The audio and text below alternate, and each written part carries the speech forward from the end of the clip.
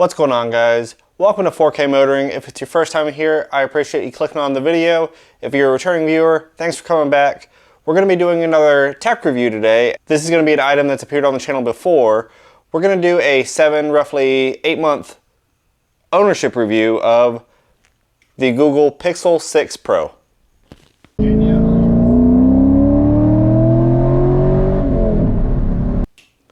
So as I mentioned, I've had this phone now for 7, going on 8 months now. Got it, pre-ordered it at launch and got it there shortly after, so I've had it since they came out through various software updates and whatnot. Same phone. I want to share a little bit about my experiences with it, how I found it to be overall compared to my Pixel 3 XL, which I had previously, and my general expectations for a modern phone, what it's done well, what it hasn't done well, and overall let you know whether I would buy it again.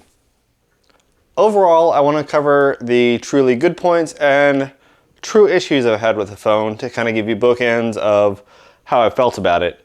I will say that there's a couple drawbacks to this phone that I didn't have with my Pixel 3 or any previous phone, and there are some things that I absolutely love about this phone that I've seen no other phone do ever in using a bunch of different ones. So to start off, we'll start off with the bad stuff, and I gotta say probably the #1 issue I have with this phone, and it's with a lot of modern electronics, cameras and accessories as well, but the overheating of this phone is something that really is something that Google needs to work on, because it is quite hindering even on, just very light use scenarios. This phone gets really hot really fast to the point where it starts shutting off features. Now, I know a black phone in a black case is not going to be the best thing necessarily for general temperature control, but something as simple as being mounted on the motorcycle here. We do have a wireless charging RAM mount. I'll leave a link to that in the description below if anybody's interested. But in this RAM mount, we found that the phone, while using just general GPS navigation, nothing more advanced than that, we're not doing camera work, we're not doing anything else, gets to the point where it starts slowing down, limiting network connectivity, limiting screen stuff. You get the notice that the phone is overheating, and that happens pretty quick on summer days. Before that even, the wireless charging, although this has an indicator light that'll give us a red for not connected and a green for connected, it will tell us that it's connected with the phone and making contact, but the phone will stop accepting a charge very quickly as soon as it starts to gain a little bit of temperature. And with the lithium batteries, that's a safety thing and that needs to be there, I get it, but it happens so quickly we end up running our battery down a good bit, not keeping it topped off while riding somewhere, and that's kind of an issue. This bike as well has the storage cubby that has a USB charging port in it, and it will fit the Pixel 6 Pro in this Ducati Multistrada V4. Barely, it will. But with this door closed, especially using the screen mirroring navigation that uses the Wi-Fi signal, this phone overheats so fast, it shuts off network connectivity, shuts off its ability to communicate with the navigation system here, and will often lead you in the least opportune moment stranded somewhere with no idea where you're going. Of all the issues that I discussed in the earlier videos regarding the voice text issues and some of the just small software glitches, I do still believe most of those were the result of Android 12, not of the Pixel 6 hardware itself. They seem to have pretty well resolved at this point. The phone is working fairly seamlessly. I will say, however, I've had to restart this phone more in the time I've had it than any of the phones I've had previously. On my Pixel 3 XL that I had, once every 3 to 6 months maybe I had to restart it due to some glitch or something not loading well. Probably more beneficial to restart your phone more often than that, but I didn't and it gave me no issues. This thing, through various glitches and kind of software bugs, has made me restart it with some frequency that has been kind of astounding. And overall, it's not an everyday thing, it's not even an every week thing. I'll just run into a situation where with Bluetooth connectivity or network connectivity or some app that's trying to access something, it won't work and it'll require me to restart the phone in order for everything to behave well again. That all said, I do really like a lot of what this phone does have to offer. Now, one of the best things that I found that I use all the time on this phone that I absolutely love and that no phone that I've ever used can match is the voice text speed. Now, this is something we've seen on all the reviews from this phone right when it was coming out last year. Part of the Tensor processor chip is a voice text basically module that allows this natural voice recognition on device and in real time. When I text, I now prefer to hit that voice button and talk to my phone and have it translate because it is stupid accurate. I mean, it is incredibly accurate. Rarely ever do I have to change a word. And you can speak absolutely as fast as you want to with minimal pauses. You don't really have to say punctuation much at all. And just intuitively, it gets all of it. It is real-time transcription. And that is phenomenal for a phone. That really makes it something that you can use that helps you out rather than hinders you. And I'm a big fan of that. When it comes to the camera setup, pretty phenomenal on this phone. The previous camera module that Google used from the Pixel 2 series up through the 5, same actual sensor they used, just the software updates, same one I had in my 3XL, was really good. I mean, it was better than it should have been for as long as they used it, and that was due to their software. This phone has a much better sensor comparatively to that phone. The pictures are definitely better. I don't think they're as good as they could be on this phone yet, and I think just like the Pixel 2, when that came out, it took a couple generations for there to really be some major software improvement that made use of that sensor to its full capacity. And I think that's kind of what we're going to see with the Pixel 6 series. It takes really good pictures now. I mean, really good. But compared to the previous sensor phone, they do a little bit better low light, and there are some noticeable wins, but overall, it's not that dramatic compared to the old sensor. And I think we've gotten to the point in pretty much every phone that we're now up to that acceptable level everywhere. There's no more huge leaps being made. It's all those very tiny, small incremental wins that kind of in different scenarios, different lighting, different ranges has been improved. The wide angle on the back, I don't think I have ever actually used. I don't care for the wide angle. The normal camera is pretty wide as is, so I've never really had a need for the wide angle camera. I use the telephoto on this thing all the time. The 4X telephoto gets you such an incredible view, optically clear, that is pretty astounding. And mixed with the digital zoom capacity over 20x, you can get zoomed into a subject pretty far away and have some pretty incredible, you know, for something this thin, this small that you carry in your pocket, some awesome magnification that is remarkably clear. And that is something that has truly impressed me. So those are really some of the bigger things that I could say both positive and negative about this phone that I've noticed. On the smaller end of things that I just wish Google would address or that I'm happy with, that sort of thing, probably the major one is this curved screen. And I found this nice Spigen rugged armor case that I really like.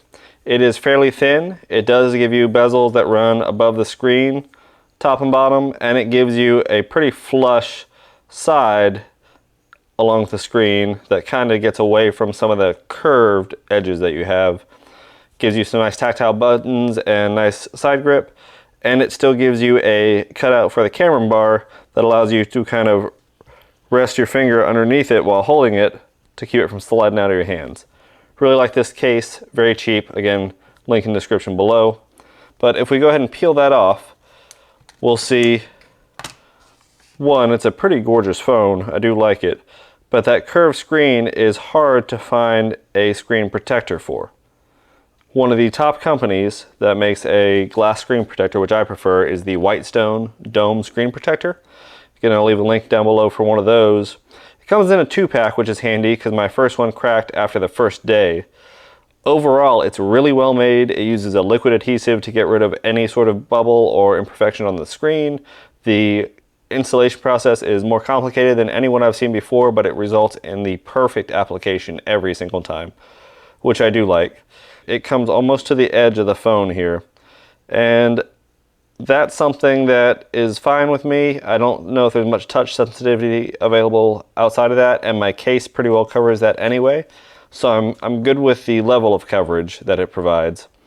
It doesn't seem to affect the fingerprint sensor at all. It seems to work great, as good as this fingerprint sensor can with this cover.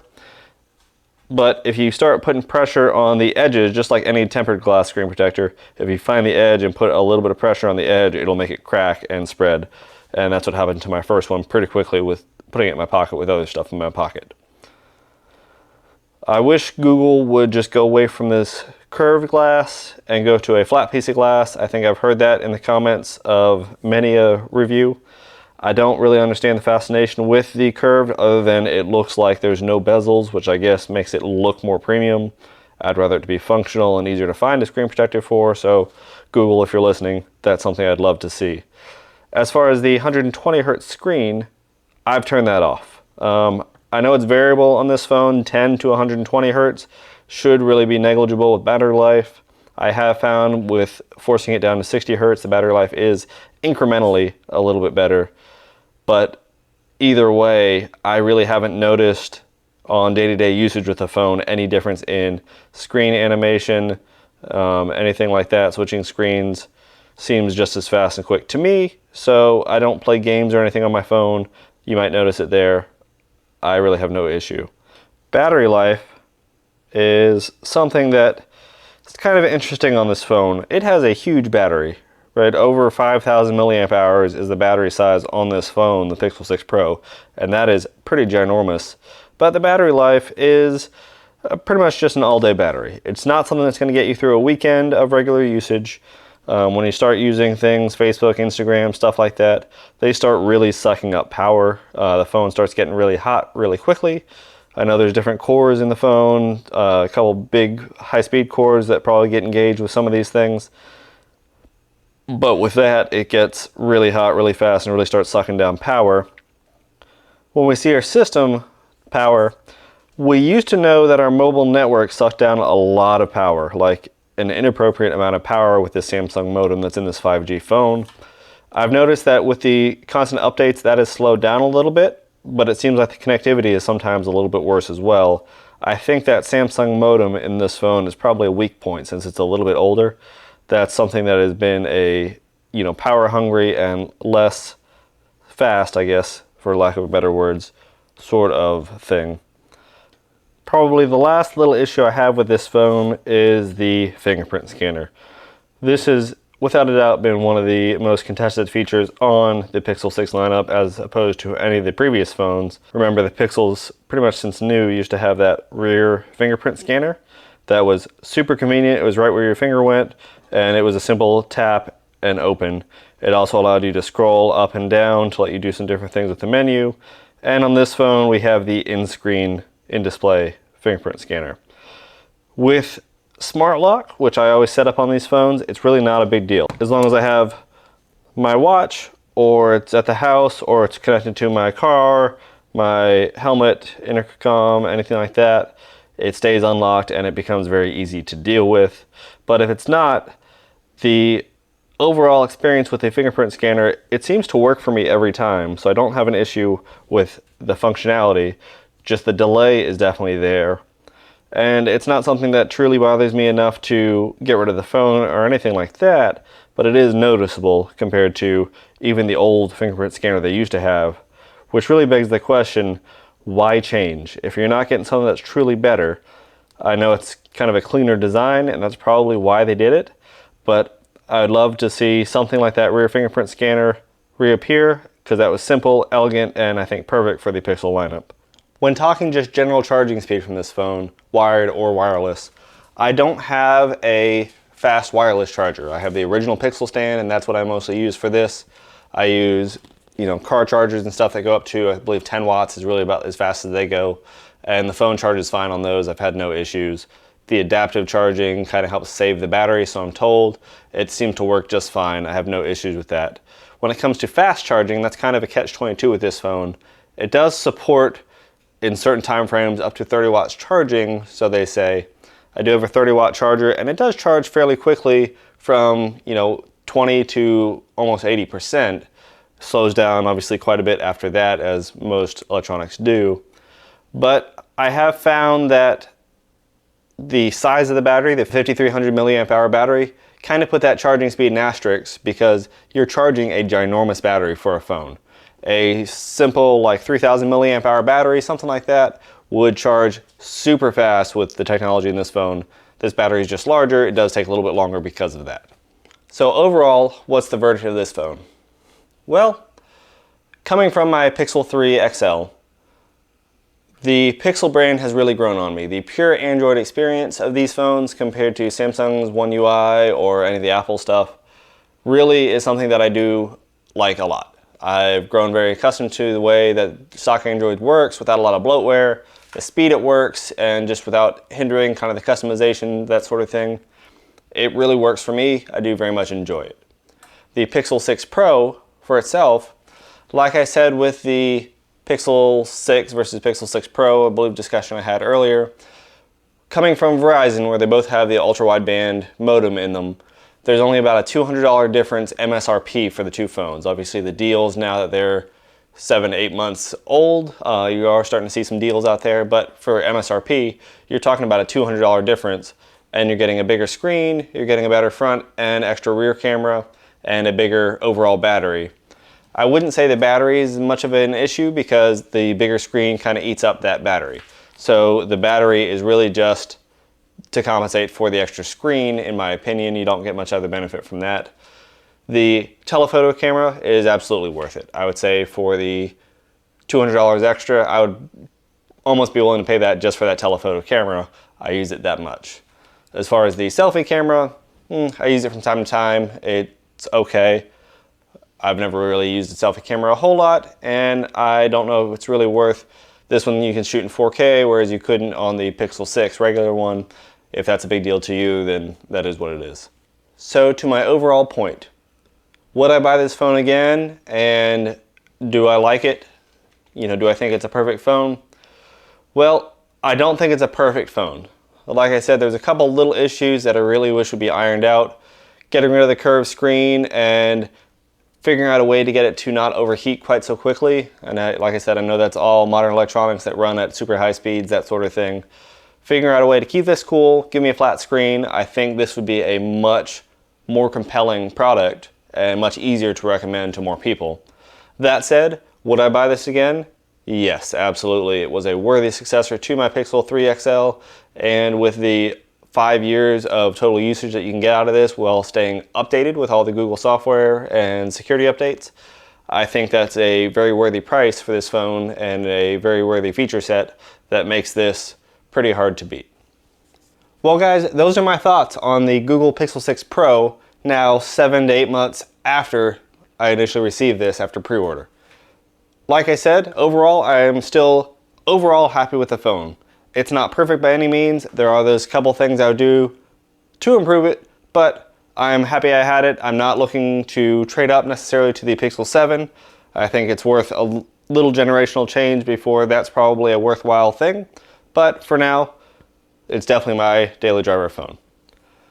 Like I said, if it's your first time watching one of our videos, I appreciate you checking us out. If you've watched our videos before, thanks for coming back to the channel. We certainly appreciate it. If you haven't already, go ahead and hit that like button and subscribe for more content. If you like the technology stuff or have questions about the Pixel series or any of the technology seen on the channel, leave me a comment below. Let me know. Let me know what your experience with the Pixel 6 or any of the Pixel lineup has been. I'd love to hear about that as well. As always, I'm Chris. This is 4K Motoring, and we'll see you next time.